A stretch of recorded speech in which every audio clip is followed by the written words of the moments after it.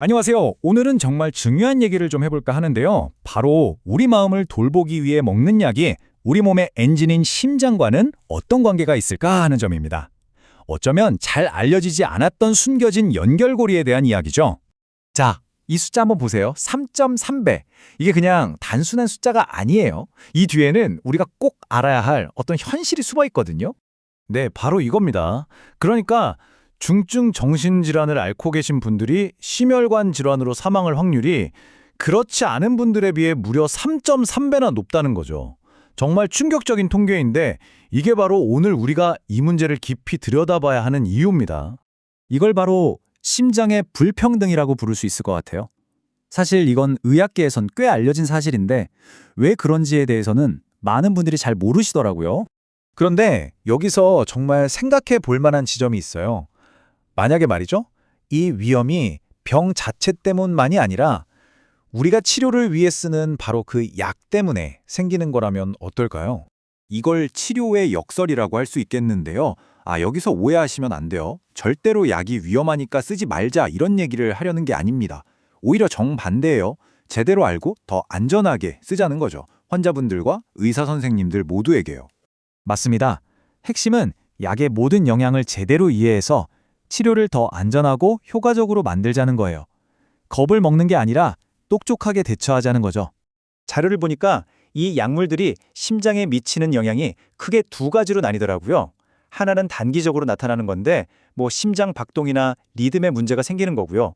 다른 하나는 좀 더 장기적으로 살이 찐다거나 당뇨병 위험이 높아지는 그런 대사 문제입니다.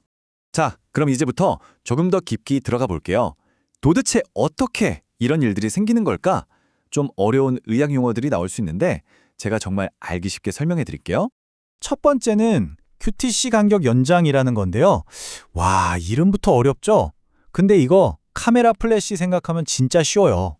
우리가 사진 찍을 때 플래시가 팡 터지고 나서 다음 사진을 찍으려면 잠깐 충전 시간이 필요하잖아요. 심장도 똑같아요.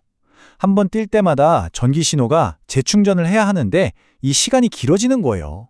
그럼 어떻게 될까요? 그렇죠. 심장 리듬이 꼬일 수가 있는 거죠. 그리고 또 신기한 게 약에 따라서 혈압을 정반대로 움직이게 만들 수도 있어요. 어떤 약들은 혈압을 계속 높게 유지하는 고혈압을 일으킬 수 있고요. 또 다른 약들은 반대로 갑자기 일어설 때 핑 돌면서 어지러운 거 있죠?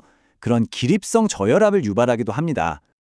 자, 이 표를 보시면 한눈에 정리가 되는데요. 보세요. 우리가 흔히 쓰는 SSRI나 항정신병 약물 같은 경우는 아까 말씀드린 심장 리듬 문제, 그 QTC 연장과 관련이 있을 수 있고요. 또 SNRI 계열 약물은 고혈압 위험이랑 연결되죠. 그러니까 의사 선생님들이 이런 특성을 다 알고 환자에게 가장 안전한 약을 처방하는 게 정말 중요한 겁니다. 보시면 아시겠지만 이게 정말 복잡한 문제예요. 심지어 한 가지 약물 계열이 여러 가지 영향을 동시에 줄 수도 있거든요. 그래서 누구에게나 맞는 정답은 없는 거죠. 철저하게 개인에게 맞춰서 치료하고 계속 지켜보는 게 핵심입니다. 자, 그런데 여기서 끝이 아닙니다. 상황이 더 복잡해지는 경우가 있어요. 바로 약을 한 가지만 먹는 게 아닐 때죠. 만약에 여러 약을 같이 먹게 되면 우리 몸에선 과연 어떤 일이 벌어질까요? 이걸 이해하려면 우리 몸의 약물 처리 공장에 대해 먼저 알아야 해요. 바로 시토크롬 P450이라는 시스템인데요. 말이 어렵지. 그냥 우리 간에서 약을 분해하고 몸 밖으로 내보내는 역할을 하는 곳이라고 생각하시면 돼요. 아주 중요한 공장이죠. 자, 상호작용이 어떻게 일어나는지 한번 보세요. 1단계, 이 CYP450 공장이 약을 열심히 처리합니다. 그런데 2단계, 어떤 약들은 이 공장의 처리 속도를 확 늦춰버려요. 그럼 어떻게 될까요? 그렇죠. 3단계, 교통체증이 생기는 겁니다. 뒤에 처리돼야 할 다른 약들이 빠져나가지 못하고 몸 안에 계속 쌓이는 거예요. 결국 그 약의 농도가 너무 높아져서 부작용이나 위험이 확 커져버리는 거죠. 무섭죠? 자, 그럼 이제 어떻게 할까요? 여기서부터가 정말 중요합니다. 우리가 가야 할 길은 약을 피하는 게 아니라 제대로 알고 대처하는 겁니다.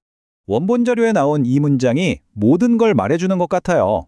결국 이 모든 문제들을 제대로 이해해야만 의료진들이 이분들의 심장질환 위험을 줄여줄 더 나은 치료법을 찾아낼 수 있다는 거죠. 이게 바로 최종 목표입니다. 자, 그럼 오늘 내용 핵심만 딱 정리해 볼게요. 첫째, 이런 위험이 있을 수 있다는 걸 아는 게 모든 것의 시작입니다. 둘째, 이걸 바탕으로 의사 선생님과 솔직하게 이야기하는 게 정말 중요해요. 셋째, 그래서 약을 신중하게 고르고 용량을 조절해야 하고요. 그리고 마지막으로 어쩌면 가장 중요한 건데요. 정신 건강을 관리하는 것이 곧 심장 건강을 돌보는 것과 같다는 사실을 꼭 기억해야 합니다. 별개가 아니라는 거죠. 다시 한번 말씀드리지만 목표는 꼭 필요한 치료를 그만두게 하는 게 절대 아니에요. 오히려 더 안전하게 그리고 마음과 몸을 하나로 보고 통합적으로 치료하자는 겁니다. 마지막으로 이 질문을 한번 던져보고 싶습니다. 우리는 어떻게 하면 마음 따로 심장 따로가 아니라 언제나 한 사람의 전체를 치료하고 있다고 확신할 수 있을까요? 이 질문이 앞으로 우리가 나아가야 할 통합적인 의료의 방향을 생각하게 해주는 것 같습니다.